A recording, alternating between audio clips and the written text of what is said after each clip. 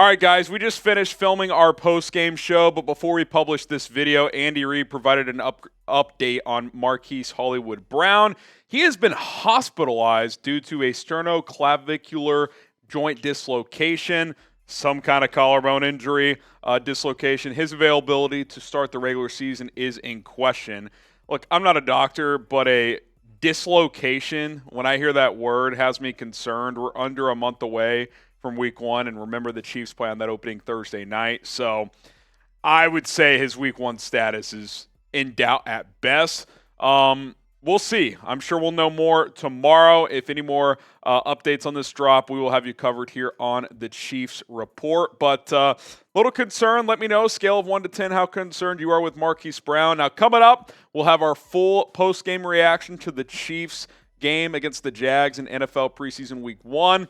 Some of the Marquise Brown stuff we mentioned is a little dated, so if you want to skim over that, that's perfectly fine. But stay tuned for a full post-game reaction.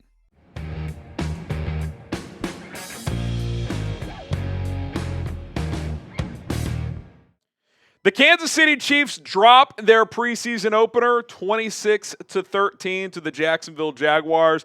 I'm Harrison Graham here on the Chiefs Report, filling in for Tyler Jones. He'll be back tomorrow with some winners and losers from this one. But if I'm being honest, kind of a dud of a game. Not a ton to take away, but one notable injury, which we will get to here in a minute. But let's start with the quarterback, and I'll just kind of keep it simple. Patrick Mahomes looks ready. Played one drive, 7 plays, 43 yards. They settled for a field goal.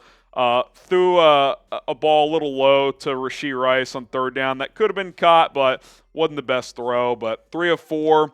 Was it 85 yards here? This actually is a typo. Our software getting us here. 27 yards, but 3 of 4 on the opening drive for Mahomes. I thought he looked good. Andy Reid's old school. He likes playing his guys, but if you told me Mahomes isn't going to play the rest of the preseason, I'd be fine with it. He looks ready. I thought the offense looked crisp. Pacheco had a couple of nice runs as well. 2 carries, 16 yards.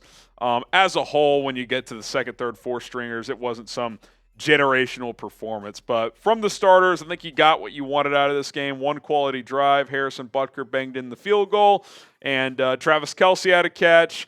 So you kind of got a little bit of everything. Didn't see Xavier Worthy touch the ball. Would have liked to see that. But other than that, I liked what we saw out of the first-team offense, and Patrick Mahomes is ready to roll. This is the big takeaway from this game. Marquise Brown injured. He caught the opening play of the game from Mahomes on a little crosser, about 10 yards, I think it was. Look at the stat here. Yeah, 1 catch, 11 yards. And he kind of got slammed to the ground on his shoulder. He did not return. I believe it was his left shoulder. And look, potentially significant, right? He's a lighter guy. He's like 180, 185 pounds. You get tackled, driven into the turf on your shoulder, you could pop your collarbone. You can sprain your AC joint. So hopefully it's not significant. Hopefully it's not major, but we'll see. I think this will probably be an MRI situation where we'll know more tomorrow. But if he's set to miss extended time, that wide receiver room, it looks a whole lot different. You still have Rashee Rice and Xavier Worthy and Kelce, obviously, but who kind of becomes that third guy? Xavier Worthy ready to be a number 2 as a rookie right away. Again, hopefully it's not serious. We don't know full details right now, but anytime you hear shoulder injury for kind of a skinnier, wiry wide receiver, it just makes you grimace a little bit. So certainly going to monitor this one. Again, we should know more tomorrow. Shout out to GameTime for sponsoring today's show. If you want to go check out the Chiefs this season, or go to a Royals game or a concert, comedy show, whatever, anything that requires you to buy tickets, GameTime's the answer. Proud ticketing sponsor of this show is GameTime, and we've got a deal for you, Chiefs Kingdom. Go to GameTime, download the app today in your app store. Big white letter G, black background, can't miss it. Create an account, and then for your first purchase only, code CHATSPORTS is going to get you $20 off Terms apply there. Views from the seats within the app, which is awesome. You can see the vantage point of whatever venue you're going to. Sporting events, concerts, comedy shows. You can use your Venmo balance to buy tickets with GameTime. So you got some extra money floating around in there. Take advantage. And their motto is last-minute tickets for the lowest price guaranteed. And they mean that. If you see prices cheaper in a different ticketing app in the same row and section for one you see on GameTime, screenshot it, send it to GameTime. They'll lower that price for you. That is their promise. $20 off your first purchase only with code ChatSports. Again, terms apply there. Go check out the Chiefs. Get out to a concert. Go watch some college football here in a few weeks. Get out of the house and use GameTime to get you those tickets. Link in the description and comments for you guys. All right, stock up on Carson Steele. Listen, there weren't a lot of major takeaways from kind of the fringe players tonight, in my opinion. But I thought Carson Steele looked pretty good. 4 carries, 29 yards on the night. Found the end zone as well. Was breaking tackles.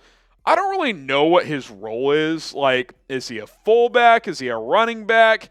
Can he give you enough juice on special teams? I think he's an intriguing player in a running back room that's just not that explosive. I mean, even Pacheco, he's not that explosive. Steele's not explosive, but he's physical. He looked better than Clyde Edwards-Helaire, 2 carries, 0 yards for CEH. He looked better than Deneric Prince, 4 carries, 16 yards. So, listen, I think he's an intriguing player to monitor moving forward. Reese Samit didn't show you much out of the backfield, so maybe a guy like Carson Steele pushes for a roster spot here for the Kansas City Chiefs. One other fringe guy, I don't think he'll make the 53, but third-string quarterback Chris Olodokun, I thought played pretty well in this game. And 7 of 10, 85 yards, scrambling around too. Thought he made some plays. All right, special teams miscues. The opening kickoff after the Chiefs' first drive, I should say, 75-yard return for Parker Washington, almost to the red zone for Jacksonville. A lot of missed tackles. It's just sloppy. Couple long returns for the Jags. Matt Areza's first punt was pretty short, not great debut for him. I mean, I think he'll be fine. Nico Amigio muffed a punt. Luckily, it went out of bounds. There was just a lot of slop on special teams. Like, I think special teams is probably the biggest kind of coaching opportunity for coming out of this game, where there's just a lot of things that the Chiefs need to clean up, and Dave Tobe will get after it, so I'm not too concerned about it, but definitely a lot of things there. And speaking of special teams, just a bizarre kickoff ruling. I'm still not sure we got a great explanation from the telecast. And with this new kickoff rule, I mean, it's gonna be an adjustment regardless, just visually, but also from a rule standpoint. So the Jags kicker kicked the ball that landed into the end zone. That used to be an automatic touchback. It touches in the end zone, plays dead. You don't even have to pick up the ball if you don't want to. Well, now, at least apparently, the ball landed in the end zone, kicked back into the field of play. Mecole Hardman, who was standing in the end zone, reached like across the goal line because the ball was at the 1 or 2, pulled it back and took a knee. And initially it was called a touchback, but Doug Peterson was barking at the official, and they kind of teamed up and looked it over, and they ruled it a safety. So I guess now, if the ball lands in the end zone, it's not dead right away. If it kicks back into play, you got to run that out. So I'm not going to rip Mecole Hardman for that new rule, but certainly a teaching moment, I think, for the entire NFL. I think all 32 teams will look at this and be like, hey, guys, that's an active ball. So even if the ball is going into the end zone, you better catch it and take a knee, even if you don't want to bring it out. So still learning through this kickoff thing. It's a little bit funky, but that was certainly a unique play overall. Again, you look at team stats as a whole. The Chiefs were 21 of 26 throwing, but a lot of dump-offs. I mean, I don't want to rip Ian Book, but 8 for 9 for 46 yards. I mean, can we throw the ball beyond the line of scrimmage every once in a while? Didn't run the ball that effectively. I thought Pacheco had a couple nice ones. Olodokun and Steele had some nice runs as well. Didn't turn it over. Almost had a couple. Muff punt. Remigio got ripped, but they called him down. Not a great night for him. Ball security was questionable there. Time of possession there, almost 33 minutes.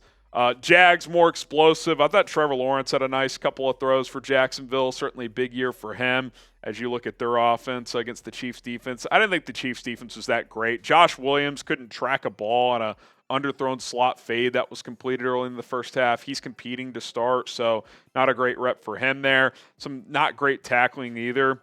Again, it's preseason football. It's a team chasing a three-peat. I don't think it's a huge deal, but not the most inspiring performance of all time. But hey, wake me up in November for the Chiefs. That's just kind of where they're at as a football team. Couple other just statistical takeaways. Looking at this, Justin Ross had a nice catch up the left sideline on a jump ball, 23-yarder, and with Remigio, who did have 3 catches for 35 yards, led the team, but ball security issues, maybe that stock up for Ross, his chances to make the team. I thought we'd see more out of Jared Wiley. He did have one nice catch and then added a second one, but just 2 catches for 5 yards. Defensively, nothing really stood out. 2 sacks on the night, one from Cole Christensen and one from Jack Conklin, both on linebacker blitzes. So kind of just one of those dull preseason games, if I'm being honest. The big takeaway is Marquise Brown. How injured is he? Was it a precaution? Is there a potentially severe injury here with his shoulder? If there is, that's potentially, I don't want to say season altering, but at least game changing. Like that could change how the makeup of this roster looks early on in the season. So I want to ask you guys, how concerned are you with Marquise Brown's injury? Scale it from 1 to 10 for us down in the comment section down below. And with that being said, there you have it. Chiefs preseason opener is in the books. Hopefully we see a little more fireworks next week. But Mahomes looks ready to go. Only big takeaway concern is Marquise Brown. As the Chiefs lose to the Jags 26-13, don't forget to subscribe to the channel. We appreciate you guys for tuning in.